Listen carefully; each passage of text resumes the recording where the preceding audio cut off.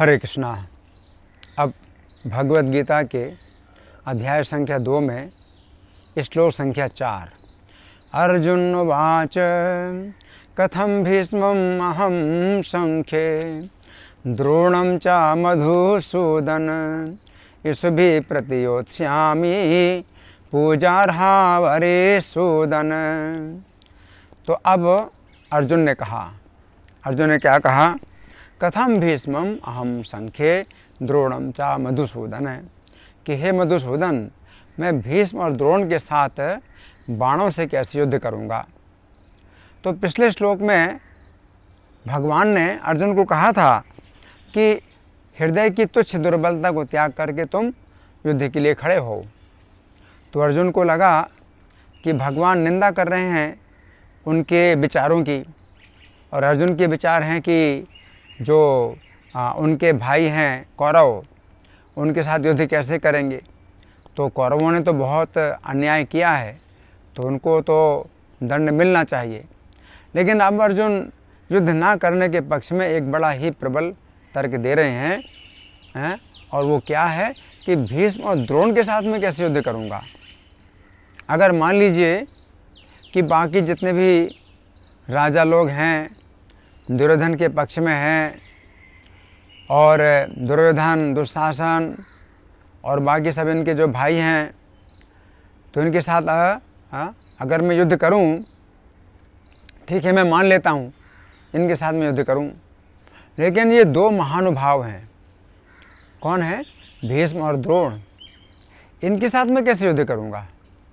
क्योंकि भीष्म पितामह, इन्होंने अर्जुन को हमेशा बचपन में अपनी गोद में बिठाया, और अर्जुन जब धूल में लौटते थे, पूरे शरीर में उनके धूल मिट्टी लगी होती थी, और भीष्म की गोद में वो बैठते थे तो भीष्म की गोद को गंदा करते थे, और भीष्म अर्जुन से बहुत प्रेम करते थे।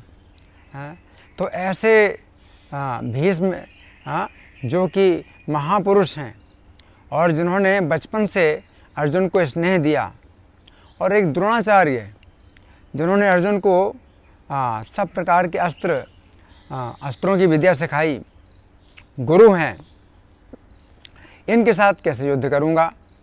तो अर्जुन का जो है ये बड़ा प्रबल तर्क है कि अगर आप युद्ध करने के पक्ष में हैं, हे कृष्ण, अगर आप युद्ध करने के पक्ष में हैं तो ये बताइए कि ये जो है मतलब कैसे हो सकता है कि मैं भीष्म और द्रोण के साथ युद्ध करूं।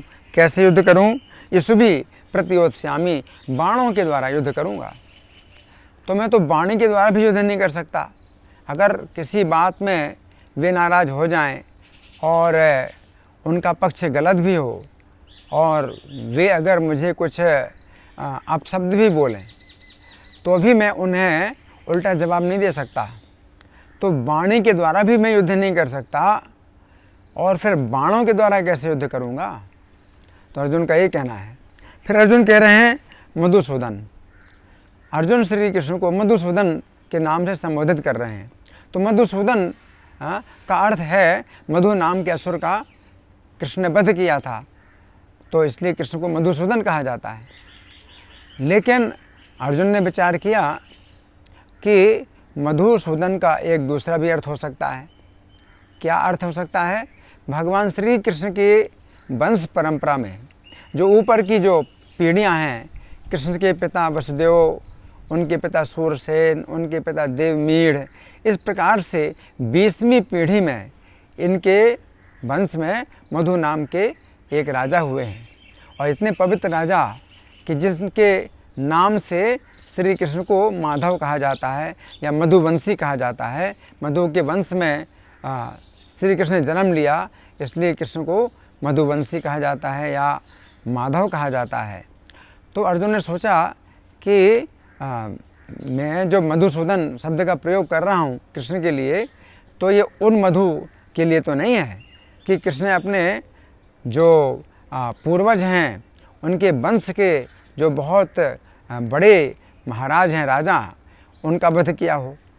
तो इसलिए अब अर्जुन श्लोक की दूसरी पंक्ति में क्या करें? अरिशोदन। अरिशोदन का अर्थ है शत्रु। आपने तो मधु नाम के शत्रु का वध किया था, इसलिए अर्जुन मधुसूदन शब्द के बाद अरिशूदन शब्द का प्रयोग कर रहे हैं कि आपने जिस मधु का वध किया था वो वास्तव में आपके वंश के बड़े महानुभाव पूर्वज नहीं हैं, बल्कि वो शत्रु था। तो भीष्म और द्रोण के साथ मैं कैसे युद्ध करूं?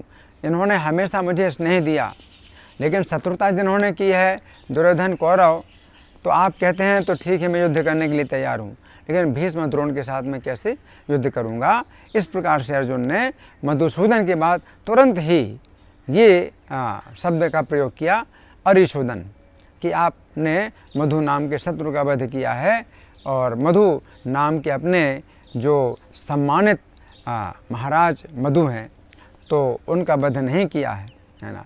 तो इस प्रकार से अर्जुन ने अपना तर्क प्रस्तुत किया। हरे कृष्णा।